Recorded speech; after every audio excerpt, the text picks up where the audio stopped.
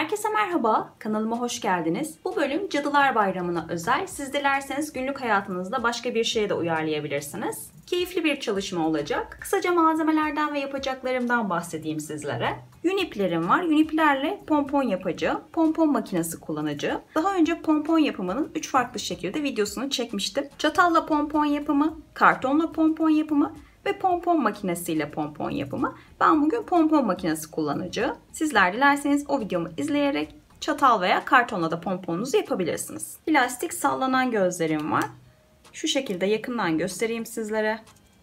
Jüt ipi kullanacağız. Silikon tabancası kullanacağız. 11,5'a 6 santim kestiğim 2 tane kartonum var. Bunu püskül yapmak için kullanacağım. Şöniller ve makas. Silikon tabancası yerine farklı yapıştırıcılar da tercih edebilirsiniz. Çok keyifli bir çalışma olacak. Artık yapım aşamasına geçiyorum. Eğer kanalıma abone değilseniz abone olmayı, bildirimleri açmayı ve videoyu beğenmeyi unutmayın. Videomu izlediğiniz için şimdiden teşekkür ederim. Keyifli seyirler dilerim. Turuncu bir iple pompon yapacağım. Bu pompon bizim bal kabağımız olacak. Pompon makinesiyle nasıl pompon yapılır onu göstereceğim. Sizler dilerseniz çatalla veya kartonla da yapabilirsiniz. Onun için aşağıya linki bıraktım. Oradan izleyebilirsiniz. Makinemizi yarım açıyoruz. Zaten iki yanı var makinenin. Bir bu kısmı var, bir de bu kısmı var. İlk önce bir yarısını dolduruyoruz. Sonra bir yarısını dolduracağız. 4 veya 5 kat kadar dolduracağım. Yeterli olacaktır.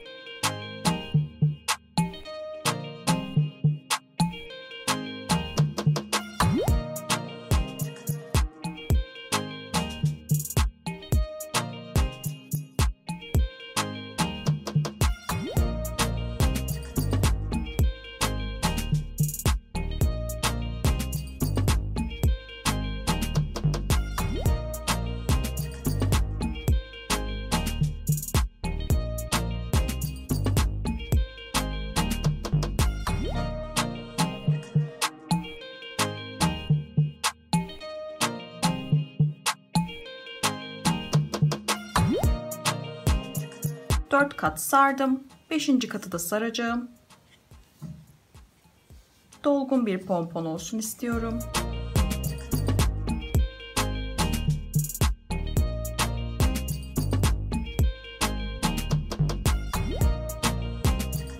Şimdi diğer yarısını sarmaya başlayacağım. Bakın şurada bitmişti ipimiz. Buradan tekrar kesmiyorum. Şu şekilde alıyorum.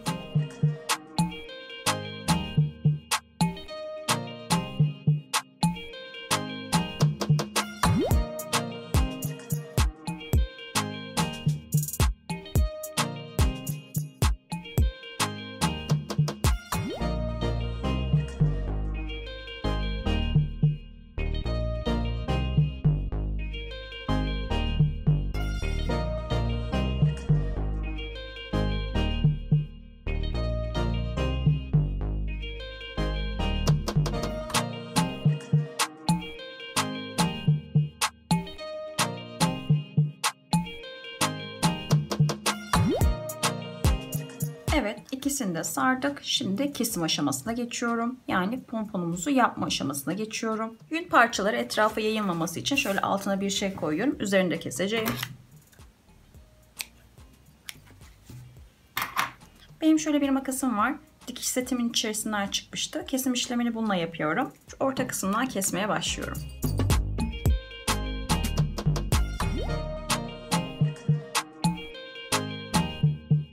Evet, şimdi diğer yarım kısmını kesmeye başlıyorum.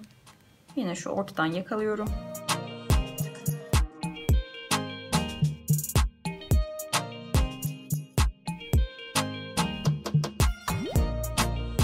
Evet, gördüğünüz gibi şöyle bir şekil aldı. Şimdi yine ipimden bir parça alıyorum.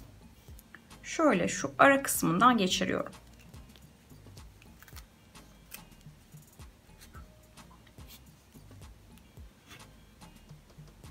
Bu kısımdan sımsıkı bağlıyorum. Düğümlüyorum. Garanti olsun diye ipimi arka tarafa çeviriyorum. Bir de bu kısımdan düğümlüyorum.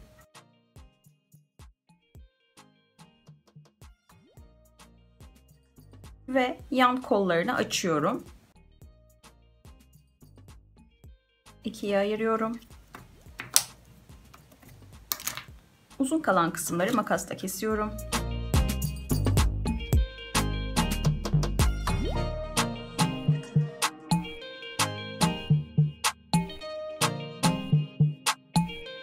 Pomponu bir kere silkeliyorum.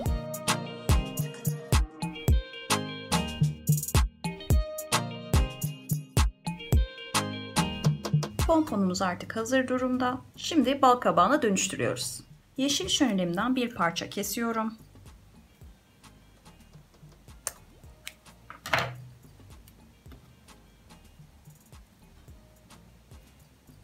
Şöyle şu üst kısma yapıştıracağım.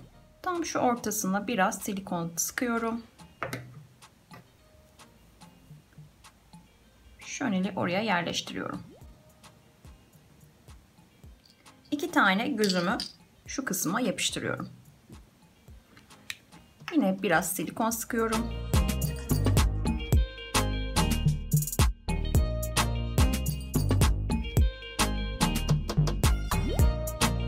Bal kabağım hazır. Bundan 2 tane daha yapacağım.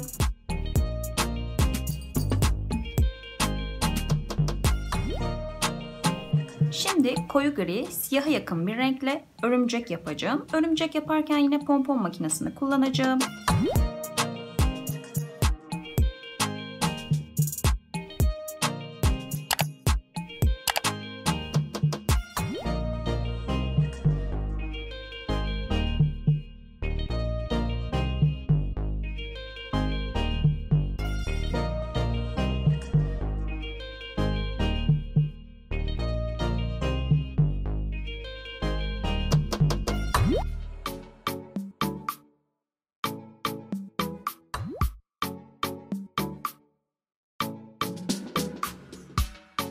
Ayakları için beyaz bir şönel kullanacağım. 6 tane şönel parçası kesiyorum.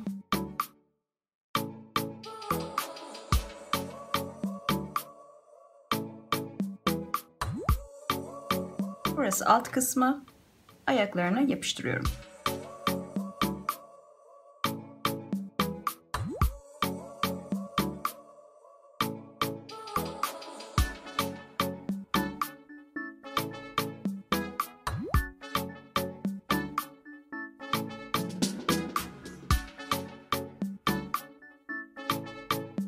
Böyle bir çalışmayı çocuklarınızla yaparsanız eğer lütfen silikon tabancası kullanmayın. Zararlı olabilir.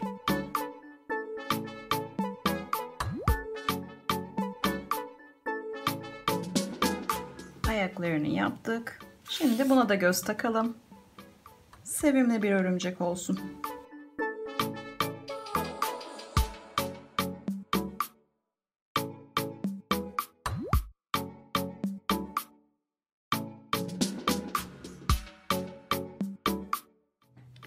Evet, böyle sevimli bir örümceğimiz oldu. Bundan 2 tane daha yapacağım.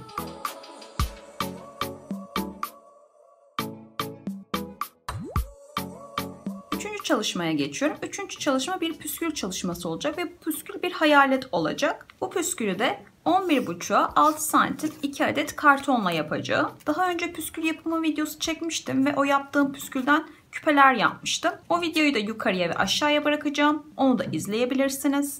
Şimdi hayaletimizin yapım aşamasına geçiyorum. 2 kartonumuzun arasına bir ip sıkıştırıyorum.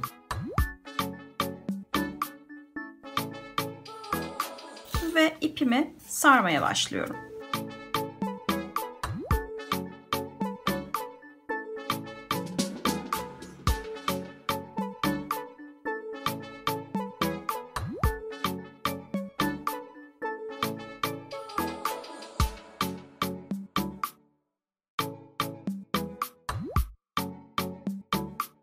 Kartonumun çevresinden 100 kez sardım.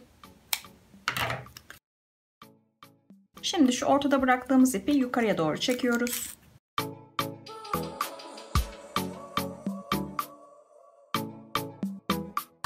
Alttan kesim işlemi yapıyoruz.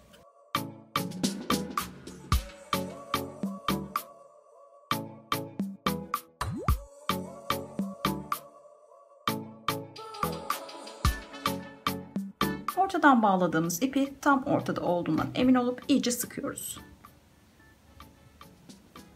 Ve düğüm atıyoruz.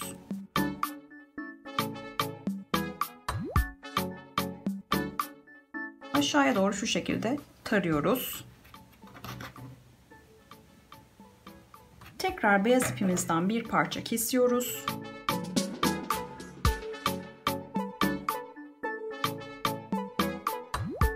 Tam şu kısımdan düğümlüyoruz.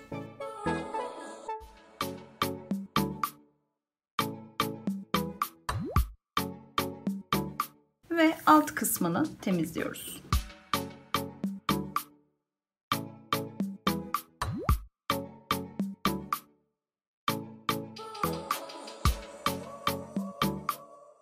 Yine silikon tabancasıyla 2 adet göz yapıştırıyorum.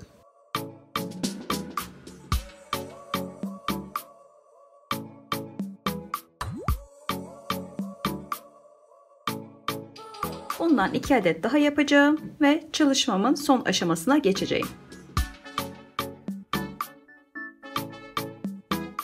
Bal kabaklarım, örümceklerim ve hayaletlerim hazır. Şu tipimi 2 metreye yakın kestim. Şimdi yerleştirme işlemini yapalım.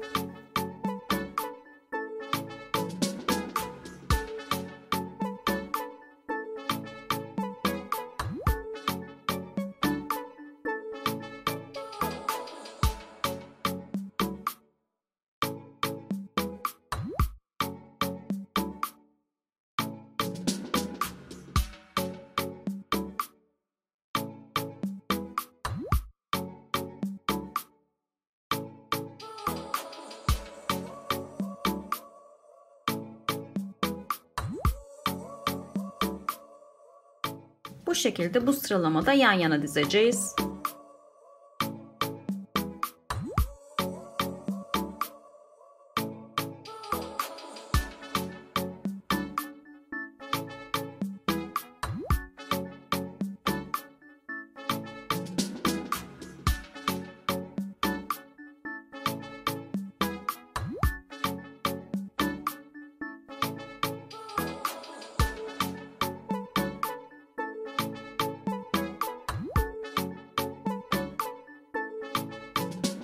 Evet, dekorumuz hazır. Şimdi bir de yerinde görelim.